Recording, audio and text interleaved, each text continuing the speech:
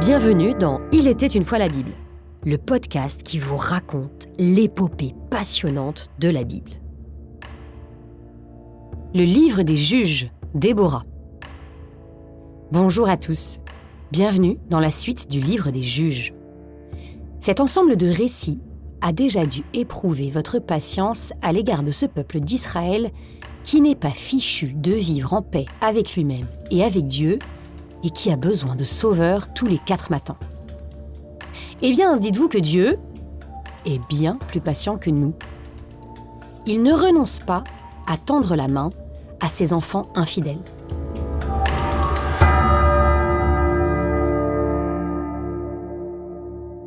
Reprenons tout de suite les bonnes habitudes avec l'exposition du schéma narratif que nous commençons à bien maîtriser. Nous sommes au chapitre 4. Après la mort d'Éhoud, les fils d'Israël recommencèrent à faire ce qui est mal aux yeux du Seigneur. Vous reconnaissez bien l'étape 1, avec le peuple qui se détourne. Le Seigneur les vendit à Yabin, roi de Canaan, qui régnait à Hassor. Le chef de son armée était Sisera. Et là, étape 2, Dieu les abandonne. Les fils d'Israël crièrent vers le Seigneur, car Yabin avait 900 chars de fer et il avait opprimé durement les fils d'Israël pendant 20 ans. Étape 3, le peuple crie vers Dieu. Or, Déborah, une prophétesse, jugeait Israël en ce temps-là. Étape 4, Dieu, très patient, envoie un juge. Et oui, les juges peuvent être des femmes. Et en plus, Déborah est une prophétesse, comme il y aura la prophétesse Anne au moment de la naissance de Jésus. Alors autant dire, juge et prophétesse, c'est une femme exceptionnelle. Son nom Déborah signifie abeille. Si la terre promise par Dieu est celle où coule le lait et le miel, l'abeille joue un rôle important pour que le pays soit comme Dieu l'a décrit. On peut donc comprendre que c'est une femme qui cherche à faire la volonté de Dieu.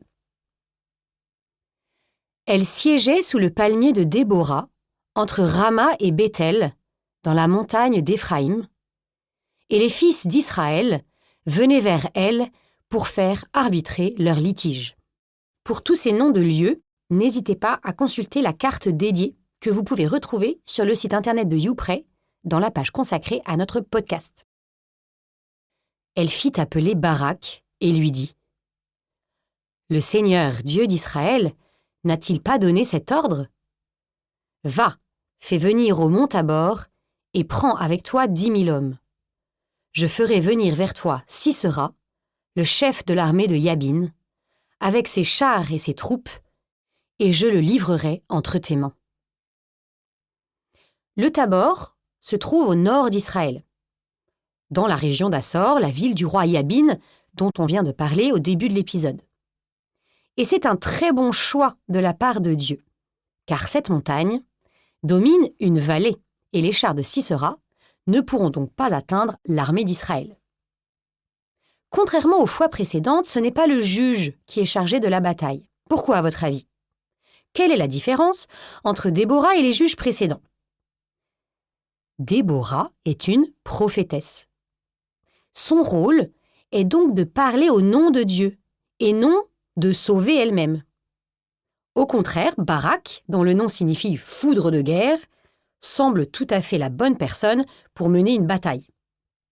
Sauf que Barak n'est pas très rassuré. Écoutez plutôt. Barak lui dit : « Si tu marches avec moi, j'irai. Mais si tu ne marches pas avec moi, je n'irai pas. » Elle dit : « Je marcherai donc avec toi. Mais l'honneur ne sera pas pour toi, car c'est à une femme que le Seigneur abandonnera Sisera. » À la différence d'Othniel, Éhoud et Shamgar, Barak n'obéit pas immédiatement, mais pose ses conditions. C'est un signe que le peuple d'Israël va de plus en plus mal. Même ceux que Dieu choisit se mettent à discuter. Et malheureusement, ce ne sera pas le seul. Et heureusement, pour cette fois, Déborah, plus courageuse, accepte d'aller au combat. Alors, retenez bien la prophétie de Déborah lorsqu'elle a dit « C'est à une femme que le Seigneur abandonnera Sisera ». Nous verrons comment cette prophétie se réalisera. 10 000 hommes suivirent Barak, et Déborah partit avec lui. On annonça à Sisera que Barak était arrivé au mont Tabor. Alors Sisera convoqua tous ses chars, 900 chars de fer, ainsi que tout le peuple. Déborah dit à Barak, « Lève-toi, car c'est aujourd'hui que le Seigneur livre Sisera entre tes mains. » Barak descendit du mont Tabor avec 10 000 hommes derrière lui. Alors, le Seigneur frappa de panique Sisera, tous les chars et toute l'armée, qui fut passée au fil de l'épée devant Barak. Sisera descendit de son char et s'enfuit à pied. Alors, que s'est-il passé? Le texte ne dit pas vraiment ce qui a fait si peur à l'ennemi. On apprendra plus tard que le torrent qui coulait à cet endroit a inondé la plaine. Évidemment, c'est pas très pratique lorsqu'on conduit des chars. En tout cas, Barak ne semble pas avoir fait grand-chose. Dieu s'est occupé de tout. Ce n'était pas vraiment la peine d'avoir peur. Quant à Sisera, qui était si fier de ses 900 chars, eh bien il s'enfuit lâchement à pied. Comme Dieu ne peut manifestement pas trop compter sur Barak pour le poursuivre, il va se trouver un allié plus solide. Une femme, évidemment. Or, Sisera s'était enfui vers la tente de Yaël, femme de Héber le Kénite, car la paix régnait entre Yabin, roi de Hassor, et la maison de Héber le Kénite. Les Kénites sont un peuple cananéen qui a dû choisir son camp entre le peuple d'Israël et le roi de Hassor.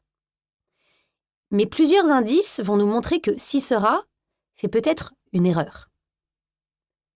Yaël sortit au-devant de Sisera et lui dit « Arrête-toi, mon seigneur, ne crains rien. » Il s'arrêta chez elle, dans sa tente, et elle le recouvrit d'une couverture. Alors d'abord, c'est une femme, Yaël, qui sort à sa rencontre.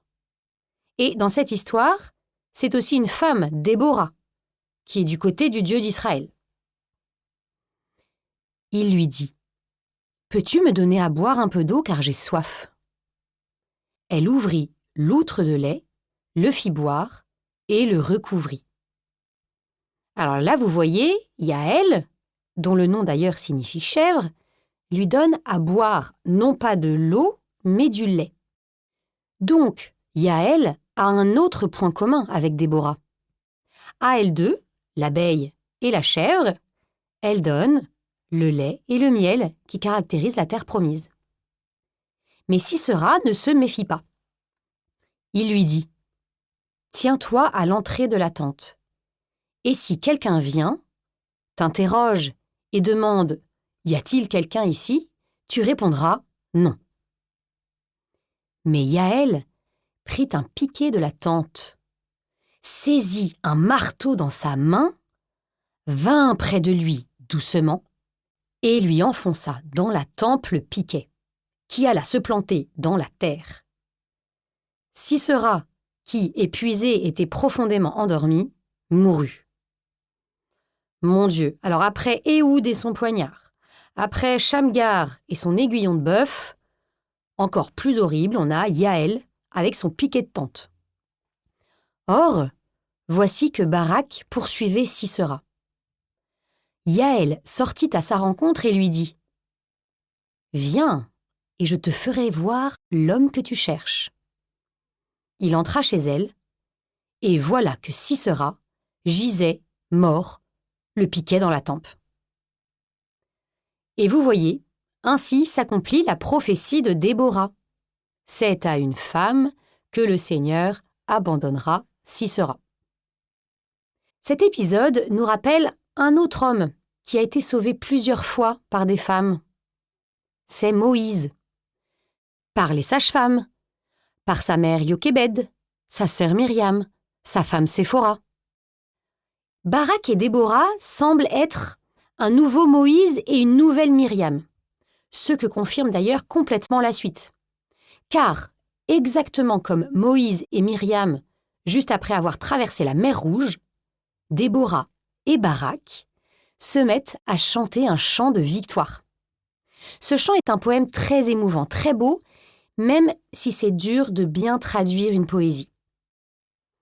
Il est très émouvant non seulement par sa beauté, mais aussi parce que c'est probablement le plus vieux texte de toute la Bible. Il a été écrit au XIIe siècle avant Jésus-Christ. En voici quelques passages pour que vous puissiez voir à quoi cela ressemble et que surtout cela vous donne envie d'aller le lire en entier.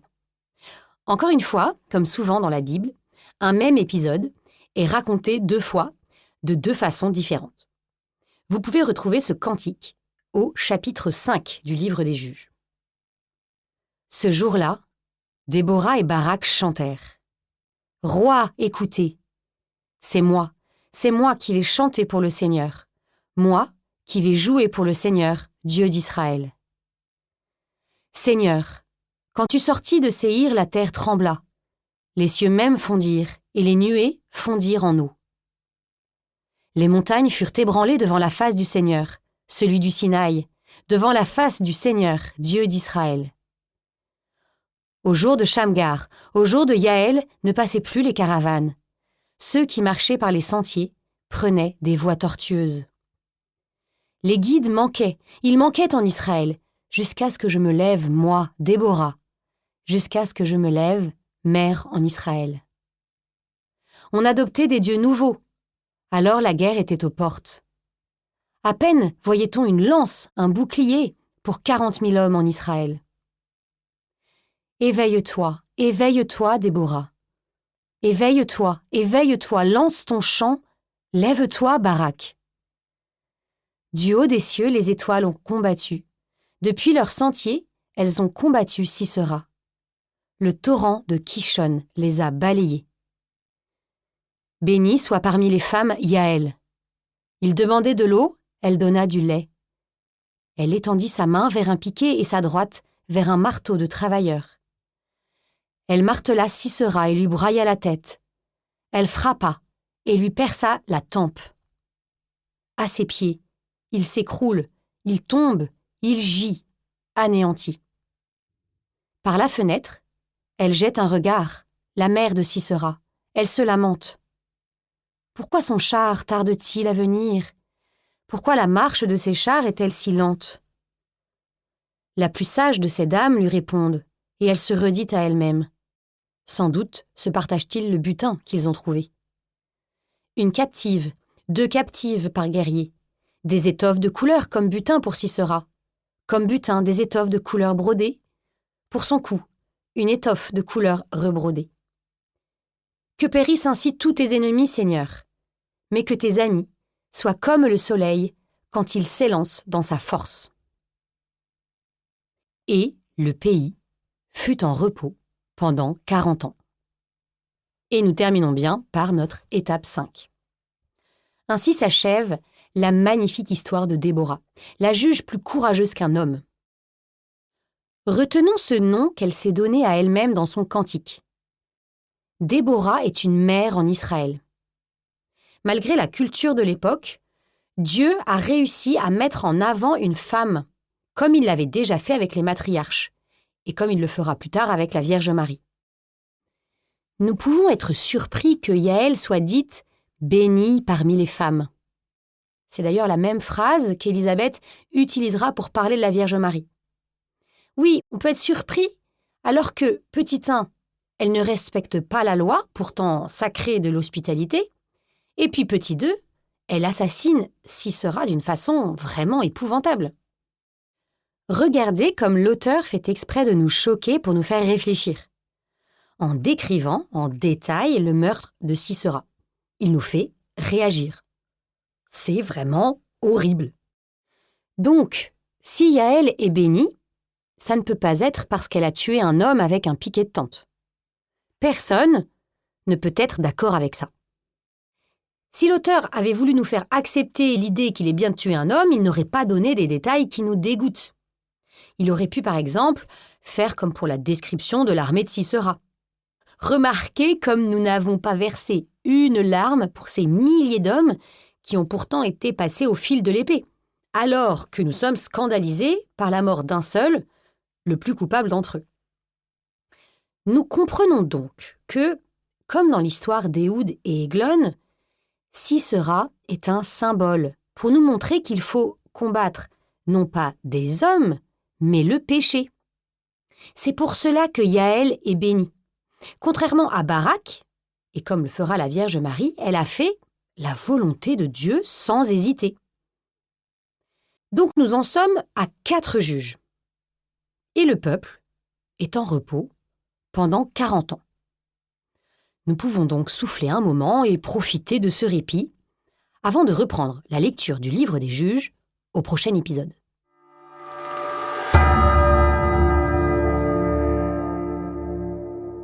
Merci d'avoir écouté cet épisode jusqu'au bout. Abonnez-vous si ce n'est pas déjà fait et retrouvez tous nos podcasts sur l'application YouPray.